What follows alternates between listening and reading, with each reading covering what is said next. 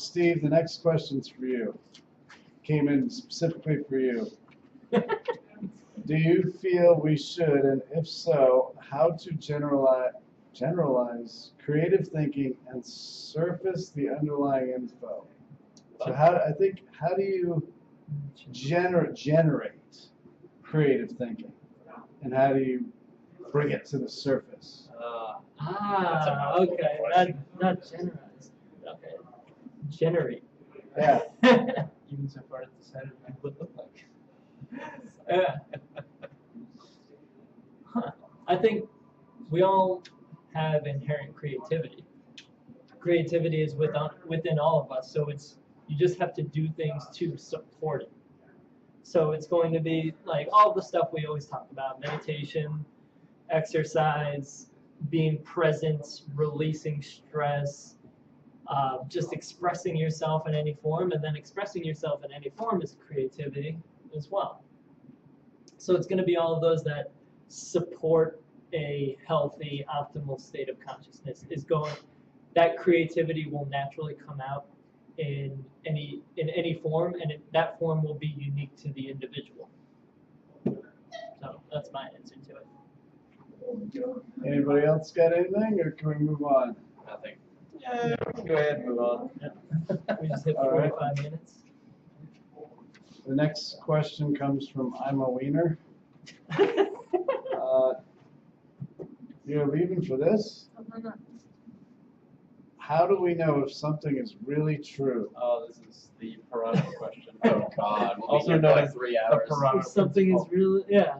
I think the short answer, and I'm stealing your guys' answers because I think it makes a lot of sense when you really think about it. So credit to Marcus and Steve here, but it's gut instinct, gut feeling. And so I think, when you said that, I was like, oh, I guess that is sort of a way to answer the question because I didn't really know how to answer the question. Intuition. Yep, intuition. If it resonates with you on that deep level, then you know something is true. Right, and so that actually brings up a new interesting point to me when you said that, which is that it's more of a subjective thing. So you know something to be true, but you may know something, the same thing, to be untrue. And so it's a very interesting thing because then truth becomes subjective. Who decides what is true? Exactly. And we're all our own brains. Yeah, but that's where it goes to that there's no such thing as good and bad. It's just those are labels. Oh, but there really isn't, because, to me, car accident that I got into could be a bad thing. To somebody else, in fact, to the car repair shop, it's a good thing. To maybe that guy who's getting the settlement and really needed the money, it was a great thing. I mean, you can never look at look at the Iraq War. There's somebody in the military. There was a lot of people who made a ton of money off that. They said it was a great thing. That's why they set They it up. still say it is. Ask the Iraqi citizens, not so much. That's why it's a matter of perspective. Yeah. But, I do think there's something to be being dialed into your intuition. Women's intuition, I think there's something to. There's a whole other layer they have. Intuition is a feminine property because it's a very receptive feminine property if we're talking yin and yang. I think we gotta get Mike another drink. He's fading on us tonight. I'm just trying to follow what Steve just said. Actually. I feel like you should elaborate on what you mean. All right. Should we go off on another Nope, tangent? never mind, sorry. Well, there was a question for me. Marcus, if you were 10 years younger, would you do anything different? Does that mean I'm the elder here? Yeah, so when you were 64, what did you think? Would I do anything different? Not really. Makes you who you are, and I don't like to live in the past. That's a good answer. I don't really live there. All right, so I think there's a few more that came in here. We've got. What do you recommend in this society to have a balance of success, comfort, and happiness? So a balance of success, which is defined, I guess, differently by everybody. comfort. Those are all defined different. So I don't know. Balance, success, comfort, and happiness. I mean, I think that's a little bit of a very, very, very vague and general question. But I will say, I think that doesn't make it bad. It just makes it a little difficult to answer. And I think that the shortest answer for me would just be to live your life. I mean, and what I mean by that is, you know, I hate to be cliche, but sort of follow your passions. And that doesn't mean you have to know exactly what your passion is and do that all the time, but really just be passionate about things. And if you start to feel like, oh, I have no passion, or, oh, this is really boring and awful, that's it. I mean, even if you think that's normal, it's not, and that's an indicator that your body and your brain is telling you should do something else. You should try something new, do something different, add something to your life, take something negative away from your life, add something positive, that sort of thing. So I think that's probably, in my opinion, the most important way to achieve what you're trying to get to, which is apparently success, comfort, and happiness. Which So do crack, meth, and heroin? If that's what makes you happy. if that is what gives you Let's try success, that. comfort, and happiness, then yes. And I'm going to piggyback off of what you said, Mike, and say, know thyself.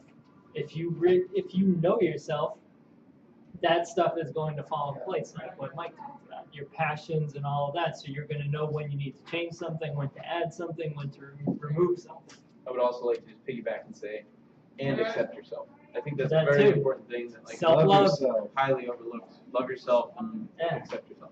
And I'd just like to throw in there real quick, stop making excuses. So many Yeah. people hold themselves back. Oh, I can't do this. Oh, that's not possible. It's too hard. Grow a pair and just fucking do it. If something you want to do, you think it's going to make you happy, just do it. Like, holy shit. Everyone's all so uptight and False evidence, pure and real. Yep. Yeah. The fear paradigm. And I will say, if this is what you mean by that, I mean, I think also, just to put a caveat, sometimes I think when people hear stop making excuses, they hear, if you screw up, that means that you failed and you know, but I think you it's failed more, by not starting. right, exactly. You know? And so that's the thing is like, if you do try and fail, that's okay. You don't have to beat yourself up about errors. Everyone makes errors. It's part of yeah. the learning And experience. you'll learn that when you pick yourself up, if you have the balls to pick yourself up, you're so much better for the fact that you did, quote unquote, fail. Yeah, everything's a learning experience. Yeah, you learn from your mistakes. You don't learn from your successes. I'm one of the kings. Remember we were going to have a series, Oh yeah. Mistakes Made by Marcus? All right, well, there's more questions, but I think we should shift to the challenges. There was a challenge 2 weeks ago by Oh, John that's awful.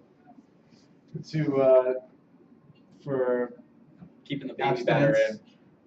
yeah, but I mean, I guess whether a man or a woman or in between, yeah, to not have sex or masturbate for 2 weeks. So how'd that go, John?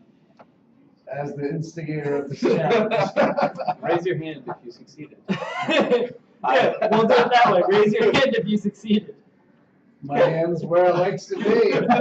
What was the next challenge? I had a really good leg day, and all the testosterone was just like. Yeah. Okay. On to the next one, Stevie P last week. Looking into the mirror and saying, I love you. I did it. You I did it a few times. You did it Those twice. seconds. I genuinely intended to, and I can You prove it did for it? that. I Oh, will do very it. well. I swear, I will do it. Fail. I did it, but I also have incorporated as it helps me. I've had a lot of trouble with insomnia over my life, and if I chant Reiki stuff at night, and I say I love myself, it helps me fall asleep. That's interesting. Yeah, and I picked that up from another book, either Altitudes or there was another best-selling book on Amazon and about meditations and affirmations. That's a really good one to do for yourself because a lot of us harbor negative feelings and resentments, and it's So- good to remind yourself of the other thing occasionally. Yeah, it's shifting from fear to love. Yeah. So, any thoughts on a challenge this week? As our special guest did not appear, but I mean, I could throw something out there. Try something new. Anything new. And we'll talk about it next week. Try something new. Anything. Meth. If that is your prerogative. Learning Ayahuasca? experience. Oh, I would. Heartbeat. I'd probably never come out of the jungle. All right. I would add on to that. Or we can change. No, I like that one. Try something new, but I would challenge you to walk into a public place, like a grocery store, whatever, and yell out loud like, "Yeah!" and just go about your business. And then be super calm after. Or like that commercial that you like, wasn't it? You know, where the guy's in the meat line and he like throws a Oh, yeah, starts dancing. Oh, the Iggy, the football player. Yeah. That's bad. Iggy Shuffle. Yes. Get your cold cuts. All right. Well, we'll leave it with that. Try something new, yell. Questions? Yell. We got some questions here, so if you have more, info@Lifehack Advisors. Podcasts available on Stitcher and iTunes. And thank you for tuning in, and Till next time. Much love. have a great day, great evening. May all the dreams and desires of your day and presence come true.